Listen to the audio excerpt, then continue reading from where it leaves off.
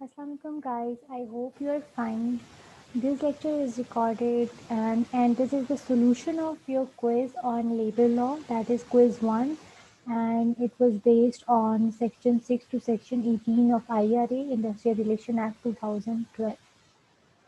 सिर्फ 12 सेक्शन थे 6 to 18, इसमें से मैंने कुछ एमसीक्यूज बनाए थे, इट्स ऑलमोस्ट 24 एमसीक्यूज थे, ठीक है। और लेकिन फिर भी स्टूडेंट्स ने बहुत कम स्कोर किया है कुछ ने। जो मैक्सिमम स्कोर था वो 22 था अहमद आसिफ का, दैट वाज रियली गुड। और इससे पता भी चलता है कि उन्होंने कीनली जो है एमसीक्यूज पढ़े हैं। तैयारी आप सब ने की होगी सिवाय 4-5 स्टूडेंट्स के जिनके बहुत कम स्कोर्स हैं, लेकिन जिनके 15 से अबव हैं या 15 तक है, एटलीस्ट उन्होंने तैयारी की होगी, I am sure about it. और फिर मैंने आपको कहा था कि जिनके 18 से कम है वो दोबारा लेक्चर सुनेंगे। रीज़न इज़ दैट कि ये जो चंक है इस लॉ का बड़ा इंपॉर्टेंट है, रजिस्ट्रेशन प्रोसीजर है, चैप्टर 2 बनता है। इसमें से भी 3 सेक्शन हैं हम ऑलरेडी पढ़ चुके थे, 3, 4 और 5। 6 से 18 था प्रॉपर रजिस्ट्रेशन प्रोसीजर था, और क्या चीज़ें अटैच होती हैं एप्लीकेशन के साथ, कोई मसला हो जाए, अपील करनी हो तो क्या कितने दिन के अंदर कर सकते हैं, किसके अगेंस्ट कर सकते हैं, कहाँ पे दायर कर सकते हैं, रजिस्ट्रार की पावर्स क्या हैं। अब इसमें जो 3-4 चीज़ें हैं वो बड़ी ही इम्पॉर्टेंट है, क्योंकि आपके पास बीइंग लॉयर इसी तरह के केसेस आते हैं और आपको जो है उनको सॉल्व करना होता है और आपने अपनी लीगल असिस्टेंस प्रोवाइड करनी होती है।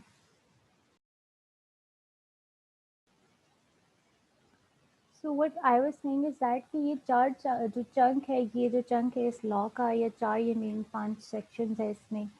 दो एप्लीकेशन फॉर रजिस्ट्रेशन है, फिर रिक्वायरमेंट्स हैं। तो बेसिकली तो रजिस्ट्रेशन प्रोसीजर हुआ ना, अपील है, डिसक्वालिफिकेशन है, और यहाँ पे एक जगह पेनल्टी भी है कि अगर वो 2 साल या उससे ज़्यादा के लिए उसको सज़ा मिली है तो अगले 5 साल के लिए कोई ऑफिस ज्वाइन नहीं कर सकता, ठीक है। तो ये कुछ इंपॉर्टेंट चीज़ें थी। आपके पास कोई क्लाइंट आता है तो इसमें से सवाल आ सकता है, मतलब सवाल इज़ लाइक इससे रिलेटेड प्रोपोजिशन आपके पास आ सकती है, ठीक है, कि वो कहेगा कि हमने रजिस्ट्रेशन करानी है, एप्लीकेशन हमने देनी है, तो क्या क्या लगेगा, तो करनी गाइड कर दें। लॉ आपने पढ़ा होगा, आप बता देंगे ये लगेगा, ऐसे करना है, इस तरह। अब क्या पता वो एप्लीकेशन दे चुका हो, कहेंगे ये वापस आ गई है, पता नहीं क्या मसला है, हमने तो उसे इतनी दफ़ा कहा है लेकिन समझ नहीं आ रही क्या चीज़ मिसिंग है। फिर आप ये जी सेक्शन 7 जो है गौर से पढ़ेंगे, गौर से पढ़ेंगे सारी रिक्वायरमेंट्स पूरी पूरी हैं या नहीं, ठीक है। फिर वो कहेंगे रिक्वायरमेंट्स भी पूरी थी लेकिन वो रजिस्टर्ड नहीं कर रहे। फिर आप देखेंगे कि सेक्शन 8 के अंदर कोई इसके एक्सेप्शन में तो नहीं आ रहा कि क्यों नहीं है, कि कोई मेंबर किसी का इशू तो नहीं है, किसी एम्प्लॉयर का इशू नहीं है। ये वो कहें रजिस्टर्ड तो हो गई है लेकिन इसमें फिर भी कोई मसला था, अभी हम कोर्ट में जाना चाह रहे हैं, हम किस कोर्ट में जाएं, सिविल कोर्ट में जाएं, हाई कोर्ट में जाएं, सुप्रीम कोर्ट में जाएं, हम जाएं कहाँ ना। तो आप कहेंगे आप तो कमीशन के पास जाएं, आप अपील कर सकते हैं, आप बताएं कितने दिन हुए हैं मसला हुआ, तो कहेगा अभी 20 दिन हुए हैं, चले हम पिछले विद इन 30 डेज जा सकते हैं। तो हम जाते हैं, अभी हैं 10 दिन हमारे पास ना। तो ये सारी चीज़ें आप तब कहेंगे जब आपको ये सेक्शन आपने पढ़े हुए होंगे, ठीक है। इससे रिलेटेड जनरली आ सकता है। अब आप खुद अपना प्रूडेंट माइंड यूज़ करें, आप वकील हैं, फ्रेश ग्रेजुएट हैं, प्रैक्टिकली आपके पास केसेस कौन से आएंगे। आईआरए पूरा पढ़ना ज़रूरी है, ठीक है, पढ़ें तो ज़्यादा अच्छी बात है, लेकिन जो मेन सेक्शंस है वो आपको पता होने चाहिए। अभी तक मैंने आपको ए टू जी सारा पढ़ाया, रीड करके, एक्सप्लेन करके, लेकिन इसके बाद का जो लेक्चर होगा उसमें मैं आपको जनरल डेफिनेशंस बता दूंगी। कलेक्टिव बार्गेनिंग है, एजेंट है तो क्या होता है वो, शॉप स्टूवर्ड है तो क्या होता है वो, आर्बिट्रेशन है या रिकन्सिलिएशन है या सेटलमेंट है, उसकी डेफिनेशन क्या है, जनरली इसका क्या मतलब होता है, इस एक्ट के अंदर क्या मतलब है, लेकिन उसके साथ कंडीशंस क्या अटैच्ड हैं, और उसके जो आगे तक बहुत ज़्यादा सेक्शंस हैं वो आपने खुद पढ़ने हैं। आप लोगों की ईज़ के लिए मैं जो है वो उसकी रिकॉर्डिंग्स आपको प्रोवाइड कर दूंगी, इसी चैनल पे आप देखते रहेंगे तो बारी बारी पूरे हर सेक्शन की आती रहेंगी। लेकिन क्लास के लेक्चर में या जो इस इंटर्नशिप की हद तक है, आपको हमने इस तरह तैयार करना है प्रैक्टिकली भी आपको नॉलेज हो, अगर आपके पास प्रैक्टिकली केसेस आते हैं। तभी तक के सेक्शन इंपॉर्टेंट थे तो हमने बहुत स्मूथली उनको 1 बाय 1 पढ़ा है, और उससे रिलेटेड क्विज हुआ है, तो बेसिकली हमने क्विज डिस्कस करना है, बाकी बातें हम नेक्स्ट सेशन में कर लेंगे। So let's move towards the quiz. सबसे पहले आपको क्विज में लिंक भी अवेलेबल था, ठीक है, यहाँ पे ये मेंशन है लिंक। उस दौरान क्योंकि बहुत कुछ स्टूडेंट्स ने नहीं सुना था, बहुत से ने सुना भी था, तो अगर कोई चीज़ नहीं समझ आ रही तो एक तो ये हिंट थी कि आप उसको सुन लें, लेकिन लेक्चर ऑलरेडी इतना लेंदी था उस दौरान, और टाइम भी 1 घंटा था, लेक्चर भी 50 मिनट्स का है, तो उस दौरान सुनना, हर चीज़ को समझना मुश्किल है, लेकिन इससे हेल्प ली जा सकती थी। अगर आपने बिल्कुल तैयारी नहीं की और उसमें आधा घंटा आप सुनते और आधा घंटा आप क्विज़ अटेम्प्ट करते, तब भी जो है वो आपका आधा क्विज़ हो सकता था, आधे से ज़्यादा भी हो सकता था। ठीक है, ये एक जनरल मैं हिंट दे रही हूँ कि आप नकल के लिए अकल कैसे इस्तेमाल कर सकते हैं। ठीक है, फिर आपके पास एक्ट तो वैसे ही गूगल पे अवेलेबल था और आपने सिर्फ वो सेक्शन देखना था, सेक्शन 6 से 18 तक। अब कुछ स्टूडेंट्स थे वो कहते हैं हम पेनल्टी का पता नहीं कौन सा सेक्शन देखने शुरू हो गए थे। ये मेरे बहुत अच्छे एक फ्रेंड समझते हैं, कलीग भी हैं, उन्होंने कहा, तो मैंने उनको ये कहा कि जब आपका सिलेबस सेक्शन 6 से 18 तक है, तो जो एक प्रोफेशनल बंदा होगा ना, कोई प्रोफेशनल ऑफिस होगा उसमें भी, या कोई प्रोफेशनल टीचर होगा उसमें भी, वो उसी जो आपको बताया हुआ सिलेबस है उसी तक रहे। सबसे पहले तो आपने आगे भी नहीं हिलना, पीछे भी नहीं हिलना, आपने उन्हीं 12 सेक्शंस को देखना था। अगर आपने चीटिंग करने के लिए, अगर आपने वो एक्ट खोलना भी है ऑनलाइन, अगर आपने पहले नहीं पढ़ा, तो be particular while attempting assignment और क्विज, कि आपने किस एम्बिट के अंदर रहना है। ये कोई थ्योरेटिकल पेपर तो नहीं है सब लिख दें, मैं वजन के हिसाब से देखूं किसका ज़्यादा था या किसने ज़्यादा लंबा लिखा है, मैं उसको ज़्यादा मार्क्स दूँ। ये तो एमसीक्यूज थे, तो उसको सॉल्व करना है एक पर्टिकुलर टाइम में, तो उसके लिए आपको प्रिसाइज रहना था, पर्टिकुलर रहना था सिलेबस के अकॉर्डिंग, जो कि सेक्शन 6 to 18 था आईआरए का। यहाँ पे फर्स्टली नेम था, सबका अपना यूनिक नेम है, वो आपने एंटर करना था, कॉन्टेक्ट नंबर है करेक्टली एंटर करना था आपने। फिर हमारा फर्स्ट एमसीक्यू था, application for registration of trade union is given and explained. ठीक है, इसका करेक्ट ऑप्शन था सेक्शन 6, ये उसके टाइटल में सा था। जो शुरू के दो एमसीक्यूज थे, अगर आप देखिए, तो मैंने स्टार्ट ही सेक्शन 6 से स्टार्ट किए। फिर मैंने कहा कि अगर कोई बंदा, मेरे दिमाग में भी टेक्निक आई ना कि बच्चे चीटिंग करेंगे तो सेक्शन 6 से 18 तक पढ़ते जाएंगे, इनकी तो चीटिंग होती जाएगी, तो मैंने शुरू के सेक्शन 6 से बनाया, फिर मैंने थोड़ा आगे पीछे करना शुरू कर दिया ना, ताकि आप लोग भी ज़रा सफ़े उल्टे पुल्टे, ताकि आपको पता चले कि कहाँ कहाँ पे क्या लिखा हुआ है। मेन पर्पज़ मेरा ये नहीं था कि मैं आपको 20 में से आप 2 मार्क्स 4 मार्क्स या 10 मार्क्स लें और मैं कहूँ कितने नालायक हैं आप। मेरा पर्पज़ ये था कि आप लोग सीख जाए। ठीक है, बेशक आपके 4 मार्क्स हैं, लेकिन अगर अब मैं पूछूँ और आपको अब सारी चीज़ें आती हैं, तो मेरे लिए आप परफेक्ट स्टूडेंट है, एक्सेलेंट स्टूडेंट है, क्योंकि आपने उसको ठीक किया। ठीक है, आपने वो चीज़ मेमोराइज कर ली। जितने आपके गलत होंगे शायद सबसे ज़्यादा आपको ही याद हो, एज कम्पेयर टू वो स्टूडेंट जिसके हाईएस्ट मार्क्स थे और वो उस वक्त खुश होकर बस उसने छोड़ दिया और उसे आधी चीज़ें भूल गई। ठीक है, तो आपने ये नहीं देखना कि मेरे मार्क्स कम है, आप ये देखें कि आपने क्या टेक्निक, क्या क्या टेक्निक लग सकती है आप एमसीक्यू सॉल्व करने में। ठीक है, इवेल्युएटर अगर आपको कुछ भी नहीं आता, तैयारी भी नहीं की, तो बनाने वाला क्या क्या सोच सकता है, वो आप मेरी वैल्यूएशन करेंगे, जो आपने यहाँ पे सॉल्व किया है उसकी बेसिस में आपकी वैल्यूएशन करूंगी। तो हमारा फर्स्ट था, application for register of trade union is given and explain under section. Given और एक्सप्लेन कहाँ पे है, सेक्शन 6 में है कि कैसे एप्लीकेशन दी जाएगी। Signature of dash are required to apply to registrar for trade union. Correct option हमारे पास था प्रेसिडेंट एंड सेक्रेटरी, ये उसमें लिखा हुआ है सेक्शन 6 में, देखें फिर भी बहुत से स्टूडेंट का ये गलत है। मैंने ऑप्शंस क्लोज लिखी थी कि चेयरमैन या प्रेसिडेंट ऑफ पाकिस्तान, और यहाँ पे मैंने आपको एक्सप्लिसिटली बताया था दो ऑप्शंस तो हो ही नहीं सकती थी ना, कि यहाँ पे जो प्रेसिडेंट है वो इस्टेब्लिशमेंट का प्रेसिडेंट है, प्रेसिडेंट ऑफ पाकिस्तान का इसमें काम ही नहीं है इस एक्ट में। ठीक है, तो दो ऑप्शंस तो वैसे निकल गई। फिर दो में मसला था, तो सेक्शन 6 एप्लीकेशन का था, उधर से ही आपने चीटिंग करना स्टार्ट करते भी तो आपको मिल जाता कि ये प्रेसिडेंट और सेक्रेटरी एक्सप्लिसिटली दूसरी लाइन में जो है वो लिखा हुआ है। तो करेक्ट ऑप्शन बी था। बहुत से स्टूडेंट का ये गलत भी था। एनी ट्रेड यूनियन में under signature of its president and secretary apply to registrar, ये सेक्शन 6 की पहली लाइन है, तो वहां से आपको इसका आंसर मिल जाता। दो ऑप्शन तो वैसे ही स्टॉक ऑफ हो गए थे, तो इसका करेक्ट ऑप्शन ये है। थर्ड है, how many trade unions are allowed at minimal level in an establishment, इसका ऑप्शन था 2, और ये भी जो है प्रोवाइजो में लिखा हुआ था सेक्शन 6 के आखिर में ना। प्रोवाइजो क्या होता है, प्रोवाइजो बेसिकली ऐसी चीज़ है जो आपको एड करती है, अगर आपने कोई चीज़ एक्सक्लूड करनी है, उसके अंदर कोई एक्सेप्शन लानी है, तो आप किसी लॉ को लिखते हुए, किसी स्टैट्यूट को लीगल ड्राफ्टिंग करते हुए, स्टैट्यूट की लेजिस्लेटिव ड्राफ्टिंग करते हुए उसमें ये ऐड करते हैं। ये शुरू होता है प्रोवाइडेड दैट से, तो इसमें ये लिखा हुआ था कि provided that there shall be at least 2 trade unions in an establishment, तो ये एमसीक्यू वहां से था। ठीक है, उसके बाद ये अगला सवाल तो बहुत ही जनरल था, ये तो किसी का गलत नहीं होना चाहिए, फिर भी कुछ स्टूडेंट्स का है गलत। टू whom ट्रेड यूनियन में apply for registration of trade union. Registrar, joint registrar की एक जगह बात आई थी लेकिन वो आगे थी। एम्प्लॉयर ऑफ इंडस्ट्री तो है, उसके पास तो आप नहीं रजिस्टर ट्रेड यूनियन रजिस्टर कराएंगे ना, ट्रेड यूनियन आपने प्रॉपर रजिस्टर करानी है रजिस्ट्रार के पास, ना सेक्रेटरी के पास कराएंगे, क्योंकि वो एग्जीक्यूटिव मेंबर्स हैं, उनका मैनेजमेंट ऑफ अफेयर से रिलेटेड काम है, उनका रजिस्ट्रेशन से रिलेटेड काम नहीं है। तो यहाँ इसका सिंपल सा करेक्ट ऑप्शन था रजिस्ट्रार। नेक्स्ट था अपील। अब यहाँ से देखिए मैं थोड़ा आगे चली गई, मैंने कहा अब सीक्वेंस से चीटिंग ना करें, तो फिर मैं अपील के सेक्शन पे चली गई। अपील का सेक्शन क्या था? Appeal under IRA 2012 lies against order of. इधर मैं सेक्शन भी पूछ सकती थी लेकिन सेक्शन 12 था और इसके टाइटल में लिखा हुआ है appeal against order and decision of registrar. ठीक है, तो रजिस्ट्रार था। अब मैंने दोनों ऑप्शंस मतलब एक साथ रखी, एक तो ये था मैं थोड़ा आगे चली जाऊँ आप सीक्वेंस से चीटिंग ना करें, दूसरा ही था इसमें दोनों के ऑप्शन रजिस्ट्रार बनती थी।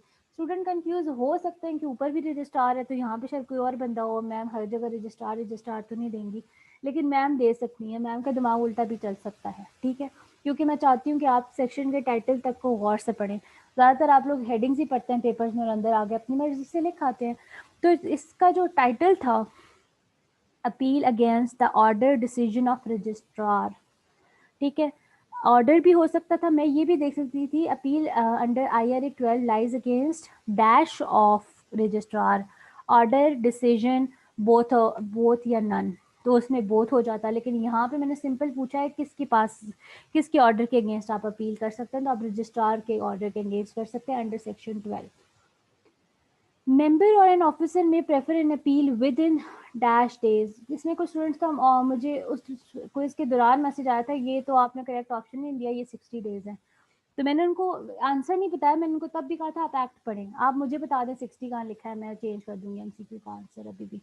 और उसके बाद मैंने खुद भी चेक किया, मैंने कहा अल्लाह जाने पता नहीं क्या हो गया है, शायद मैंने गलत लिख दिया हो, तो मैंने 2 दफ़ा चेक भी किया। तो ये सिंपली लिखा हुआ है कि विद इन 30 डेज होगी, जो लास्ट लाइन है सेक्शन 12 की अपील से रिलेटेड। फिर है registration of federation of trade union. Simple registration of trade union का तो सेक्शन 6 और 7 से ताल्लुक था। अब registration of federation of trade union, ये मैंने ड्यूरिंग लेक्चर भी बताया था कि अब यहाँ पर फेडरेशन की बात की गई है, उसको हमने जनरली डिस्कस किया था, बहुत इन डिटेल नहीं किया था। तो इसका मैंने आपसे पूछा भी, सिर्फ सेक्शन नंबर था कि अगर फेडरेशन की रजिस्ट्रेशन से रिलेटेड हो तो कौन सा होगा, ये सेक्शन 14 था करेक्ट ऑप्शन इसका। ठीक है, इसके अलावा a member or an officer shall be disqualified from being enacted।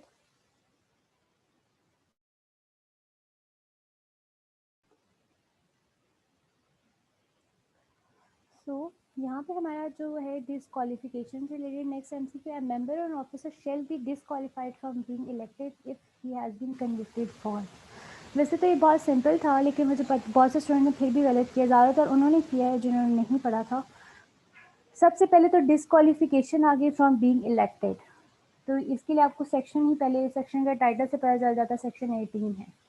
ठीक है, अब वहाँ पे दो बातें हैं, दो आपके MCQs रेलिवेंट थे। सिंपल 2 इयर्स तो है ही नहीं, ठीक है, और 5 इयर्स और मोर है ही नहीं। यहाँ पे दो जगह बात यूज़ की हुई है कि अगर कन्विक्टेड है और ये for sentence to imprisonment for 2 years और मोर, तो आपका सेक्शन ये जो करेक्ट ऑप्शन है एक ये रेलिवेंट था, या आप कंफ्यूज हो सकते थे सिंपल 5 इयर्स डी वाले से।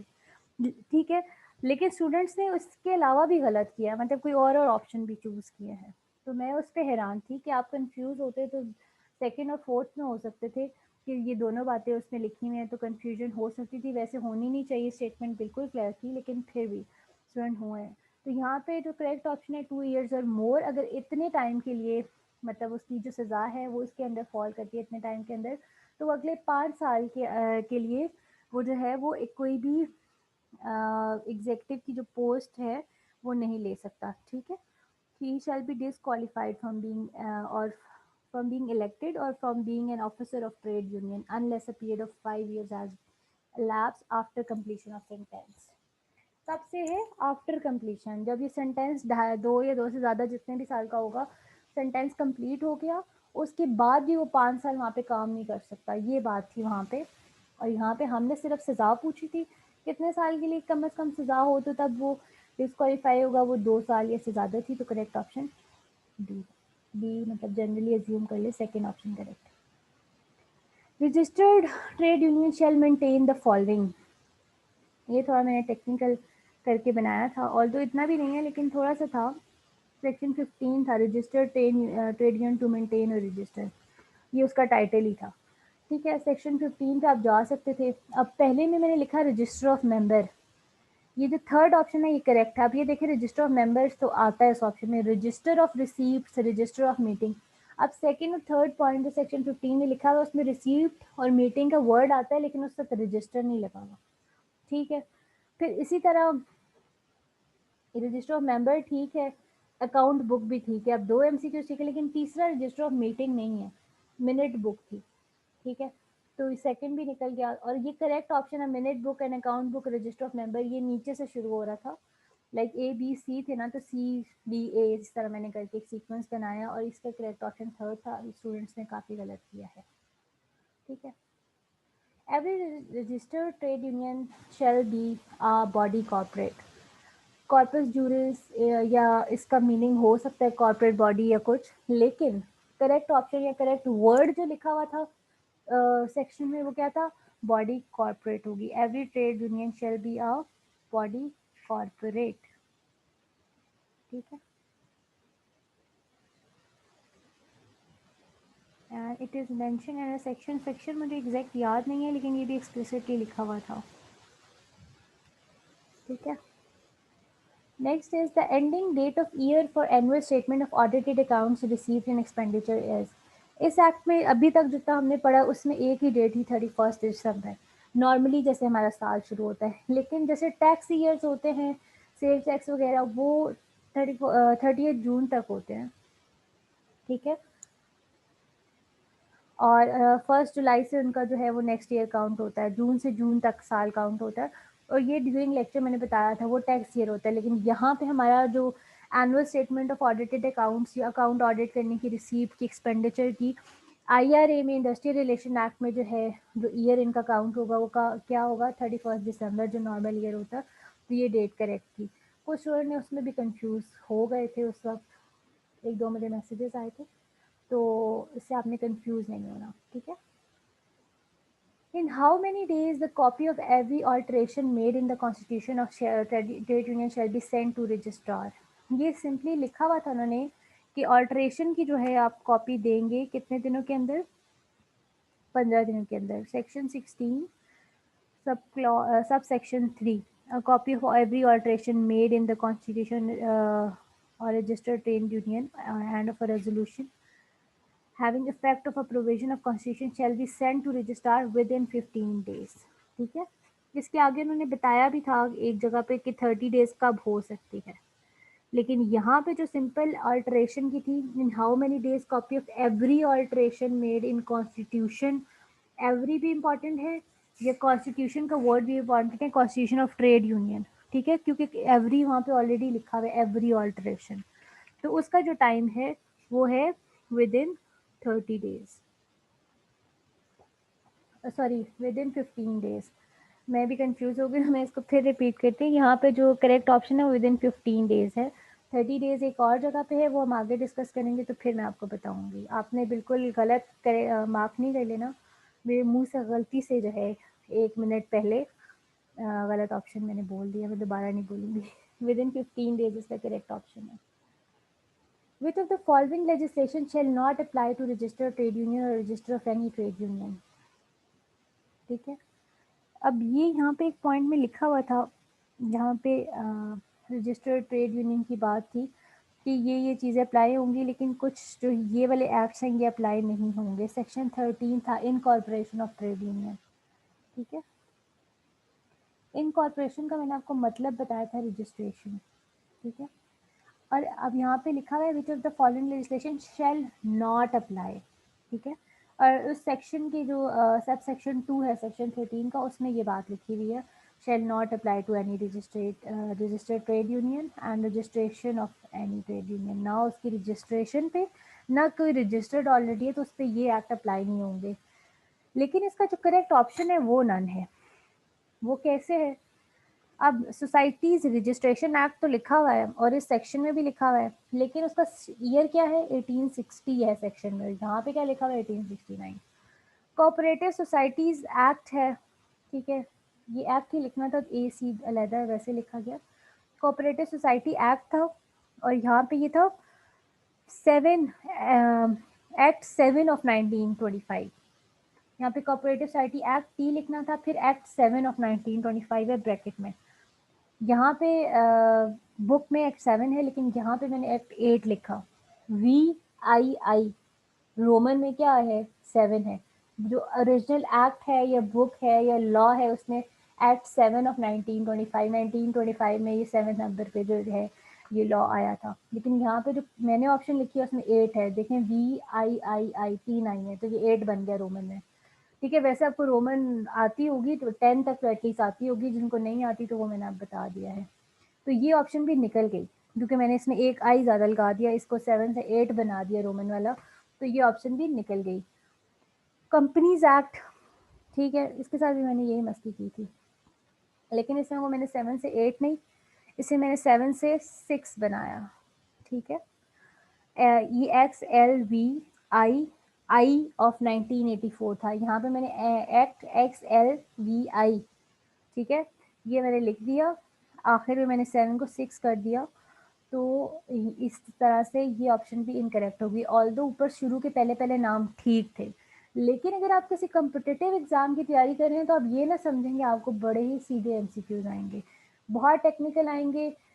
बाद में देखें तो आप कहेंगे सिर्फ ये कॉन्सेप्ट लगाना था, थोड़ी सी स्टेटमेंट समझनी थी, लेकिन आपने इसको सही तरह जो है वो देखा नहीं और आपने MCQ गलत कर दिया। बहुत से स्टूडेंट का ये गलत है। ठीक है, इवन के जो दो शायद जो हाईएस्ट के हैं जो गलत भी हुए वो यही हो। यहाँ पे करेक्ट ऑप्शन नन बनती है।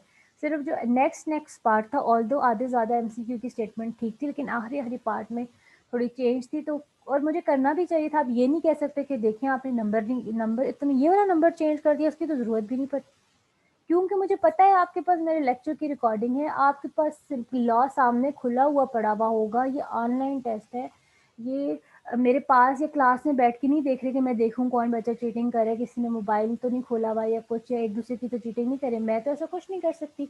तो मैंने अपना वो राइट यूज़ करना है, तो मैंने ऑप्शन को ऐसा बना दिया। अब जिसने करेक्ट किया है इसका मतलब उसने सही परफेक्ट गौर से पढ़ा है, या चीटिंग भी किया तो ये फिट चीटिंग किया 100%। मुझे आंसर से मतलब था, मैं कॉन्सेप्ट देखना चाह रही थी। मुझे अगर आपने सही आंसर दिया वेल एंड गुड, नहीं दिया बराए मेहरबानी एक दफ़ा फिर पढ़िए। ठीक है, और आइंदा भी MCQs को आपने इतने गौर से पढ़ना है। So there was a correct option none. A registered trade union shall have power. अब जो बुक में स्टेटमेंट है वो क्या है? A registered trade union shall have power to both, मैंने यहाँ पे ऐड किया not to dash both movable and immovable property. अब बाकी सारी स्टेटमेंट सेम होगी बुक में, नॉट मैंने एक्स्ट्रा ऐड किया है। तो वहाँ पे था रजिस्टर्ड ट्रेड यूनियन की पावर है सेक्शन, गालिबन ये सेक्शन 17 है। जी बिल्कुल, ये सेक्शन 17 है। Transfer of officer of trade union during pendency of application for registration, यहाँ पे लिखा हुआ है so with the prior permission of registrar, no officer or member of trade union of workmen shall be transferred, discharged, dismissed, otherwise punished during pendency of application. Sorry, this is not the relevant section. I was wrong. Okay, मुझे section number भूल गया है, just move forward, मैं आपको साथ साथ बता दूंगी। लेकिन यहाँ पे क्या था कि registered trade union shall have power not मैंने ऐड किया था, उधर सिंपली लिखा होगा registered trade union shall have power to acquire, to contract, to hold, to dispose of the movable और इमूवेबल प्रॉपर्टी। लेकिन यहाँ पे मैंने नॉट लगा दिया तो नॉट से वो सारी बातें क्या हो गई? निगेट हो गई। A registered trade union shall have power not to acquire, ये तो स्टेटमेंट ही गलत होगी ना, नॉट टू एक्वायर मूवेबल और immovable property. Not to contract, not to hold, not to dispose. यहाँ पे मैं अगर 30 सेकंड का पॉज भी लूँ तो आप खुद भी पढ़ के देख सकते हैं, ये थोड़ा सा कंफ्यूजिंग था बहुत से स्टूडेंट्स के लिए, तो इसको आप बेशक एक दफ़ा पढ़ के देख लें। ठीक है, fix 30 seconds.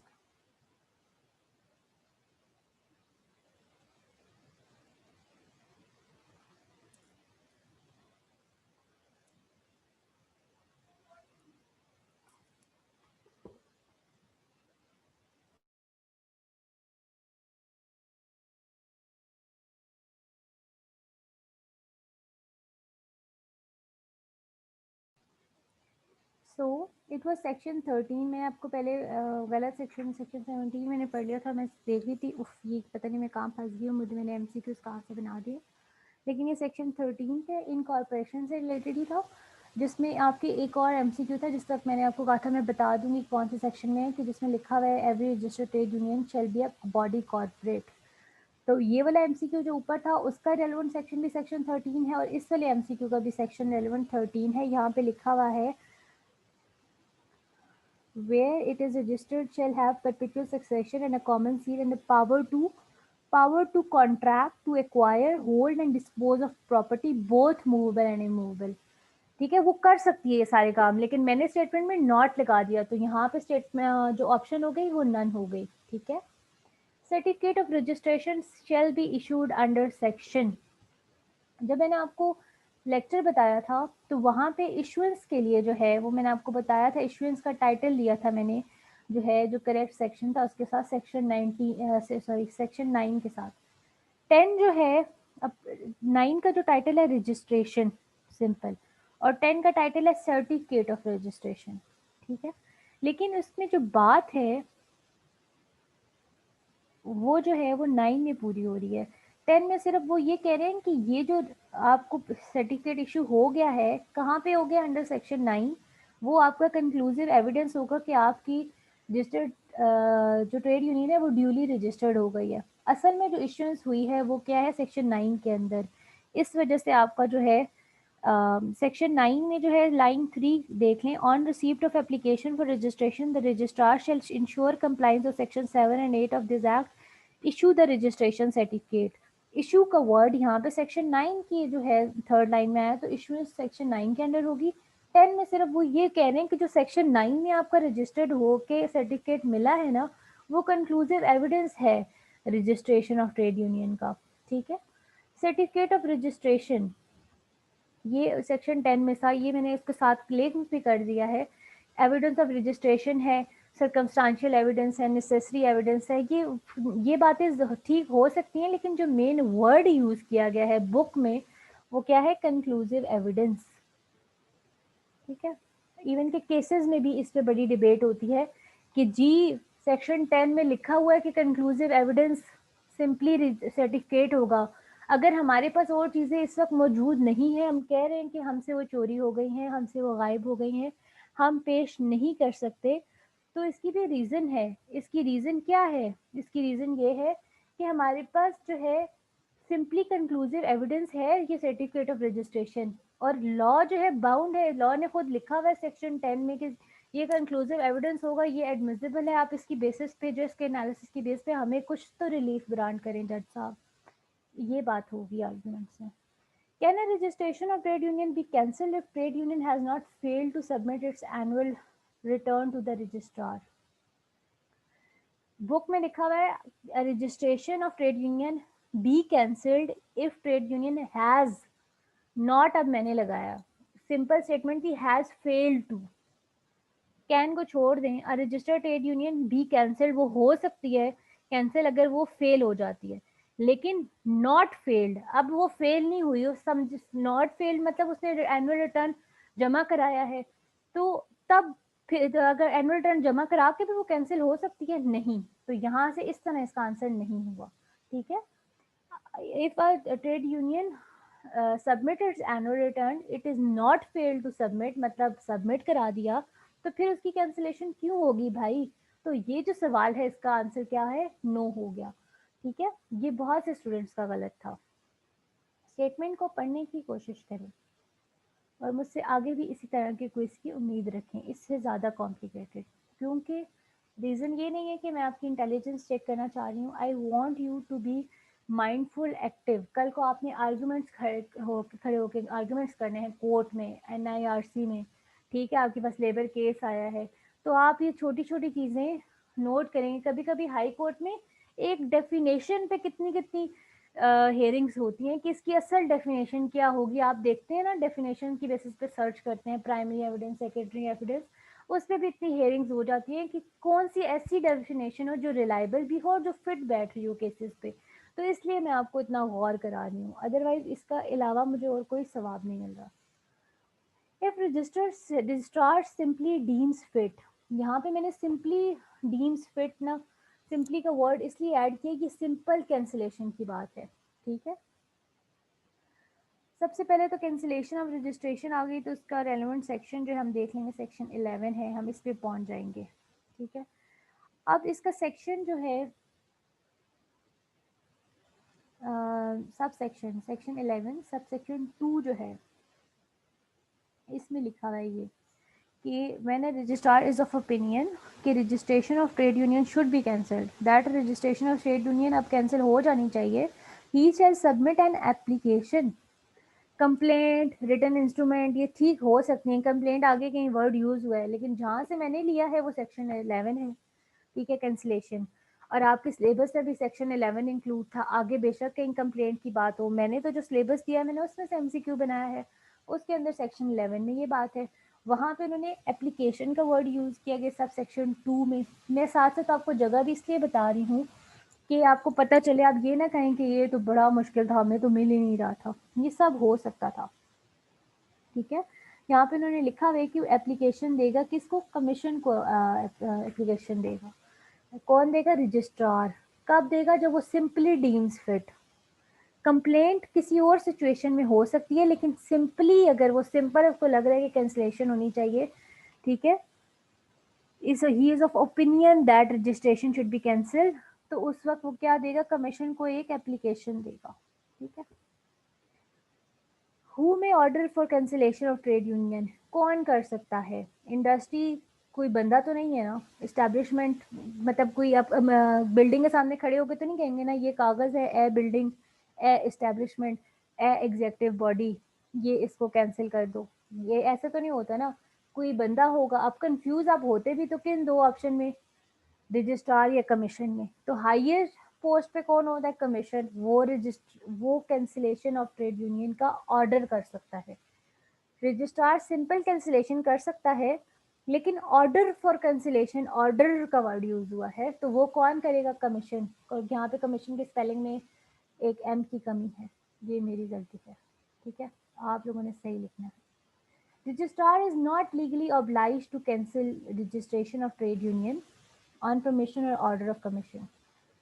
Registrar legally obliged है क्योंकि कमीशन उससे हाईएस्ट है, ठीक है, सिंपली है। अब यहाँ पे मैंने स्टेटमेंट लिखी है नॉट लीगली ऑब्लाइज्ड, तो ये स्टेटमेंट क्या हो गई, गलत हो गई, फॉल्स हो गई, नो करेक्ट ऑप्शन हो गया। Registrar of sorry, the registrar dash cancel the registration of trade union within 7 days. The registrar shall cancel the registration of trade union within 7 days। Shall और may से बड़ा फ़र्क पड़ता है, तो आप ये ना कहें कि आपने लेम से एमसीक्यू बनाया। अभी तक मैं माइंड में देखिए, मैं सेक्शन 11 पे ही थी, सब सेक्शन 2 से मैंने एमसीक्यू बनाया, सब फिर सब सेक्शन 3 से बनाया, तो आप सोच सकते थे कि ये कैंसिलेशन की बात हो रही है, अभी ऊपर सेक्शन 11 से एमसीक्यू बनाया था, तो इसी में से चीटिंग करते हैं। तो सब सेक्शन 3 में ये लिखा हुआ है, the registrar shall cancel registration of trade union within 7 days। सीधी सीधी बात, सीधी सीधी ब्लैंक, ना आगे कुछ वर्ड लगाया ना पीछे, ठीक है। तो इसका आंसर है shall. To write the purposes for which the general funds of trade union be utilise as necessary for. अब पर्पसेस बहुत से बच्चों ने लिखा हुआ है, रिक्वायरमेंट ऑफ एप्लीकेशन, एप्लीकेशन की स्टेटमेंट में कहाँ पे लिखा हुआ है सेक्शन 6 में कि आपने फंड्स की बात लिखनी है, मुझे तो कहीं भी नजर नहीं आ रहा फंड्स का वर्ड यूज हुआ हो, जबकि सेक्शन 8 में, सेक्शन 7 में रिक्वायरमेंट ऑफ एप्लीकेशन में नहीं लिखा हुआ। अब सेक्शन 8 में जबकि यहाँ पे उन्होंने लिखा हुआ है सब क्लॉज सी में the purposes for which the general funds of union shall be utilise. तो मैंने यही पूछा ना कि कहाँ पे लिखा हुआ है, तो मैंने सेक्शन नंबर नहीं पूछा, मैंने उसका टाइटल पूछ लिया। रिक्वायरमेंट फॉर रजिस्ट्रेशन, एप्लीकेशन की रिक्वायरमेंट में नहीं, रजिस्ट्रेशन के टाइम जो चीज़ें आपने देनी है उसके जो रिक्वायरमेंट्स लिखी हुई हैं, आप ये नहीं देंगे तब तक आप इंटाइटल नहीं है रजिस्ट्रेशन के। उसके सी जो है क्लॉज में लिखा हुआ है, सेक्शन 8 सब क्लॉज सी में के requirement, there is a requirement for the purposes for which general funds of union shall be utilised. तो फिर यहाँ पे correct option requirement for registration हुआ। कैंसिलेशन वाले सेक्शन में भी ये बात नहीं है, और रिक्वायरमेंट ऑफ एप्लीकेशन जो सेक्शन 7 है उसमें भी कोई बात नहीं है। अगर निकल आई और आपको लगता है कि मैंने गलत आंसर किया तो आप मुझसे कांटेक्ट कर सकते हैं, ठीक है। How many copies of resolution by the member of trade union authorising its president and secretary are required to apply for registration. अब सबसे जो मेन था वो 3 कॉपीज वाला था बात, लेकिन मैंने तो स्टेटमेंट अगले क्लॉज से पूछी है, ठीक है। तो इसमें जो है आ कॉपी इससे शुरू भी हो रहा है। जब मैंने लेक्चर रिकॉर्ड किया था उसमें भी जो है मैंने लिखा था ये सेक्शन 7 में से बात है, और सेक्शन 7 सब क्लॉज सी, ठीक है। तो सी पिछले का भी सी था, इसका भी मैंने कहा चलो सी में सी बना लेते हैं। अब क्यों क्या कह रहे हैं कि ऊपर था जिसमें 3 कॉपीज वाला ऑप्शन था, वो था 3 copies of constitution of trade union together with copy of resolution by member of trade union adopting such constitution. 3 copies तब थी जब कॉन्स्टिट्यूशन अडॉप्ट करें, लेकिन यहाँ मैंने क्या मांगा है कि resolution of by members of trade union जिस पे अथॉरिटी दे रहे हैं वो अडॉप्शन थी, ये authorising its president and secretary to apply for registration है। तो उसकी कितनी कॉपियां, एक। किसकी, a copy of that resolution, किस लिए, टू अप्लाई फॉर रजिस्ट्रेशन, ठीक है। तो यहाँ पे करेक्ट ऑप्शन है आ कॉपी।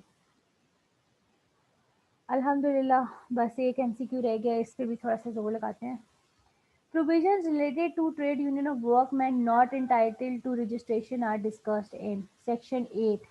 सेक्शन 8 में अलग से लिखा हुआ है कि सब सेक्शन 2 आगे से उसका क्लॉज ए और बी है कि ये वो कंडीशन है जिसकी बेसिस पे वर्कमैन का जो वर्ड है इसमें इम्पॉर्टेंट है।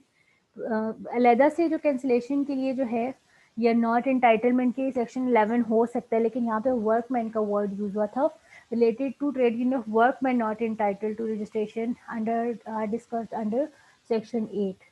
तो ये सारा सोल्यूशन था। आई होप कि आप लोग सुनेंगे, फिर भी आपको कहीं लगता है कि मैंने गलत एक्सप्लेन किया है, मैंने एमसीक्यू का ऑप्शन गलत मार्क किया है, तो आप मुझसे फ्रीली कांटेक्ट कर सकते हैं, ठीक है। ये हमारा आज के लेक्चर का फर्स्ट पार्ट हुआ, मैं इसको अपडेट भी करूँगी, I share the link with you as well. उसके बाद हम एक सैम्पल देखेंगे एनआईआरसी के केसेस का। अब हमें थोड़ा सा लॉ का आइडिया हो गया, अब हमने जो देखना है कि केस कैसे ड्राफ्ट होता है।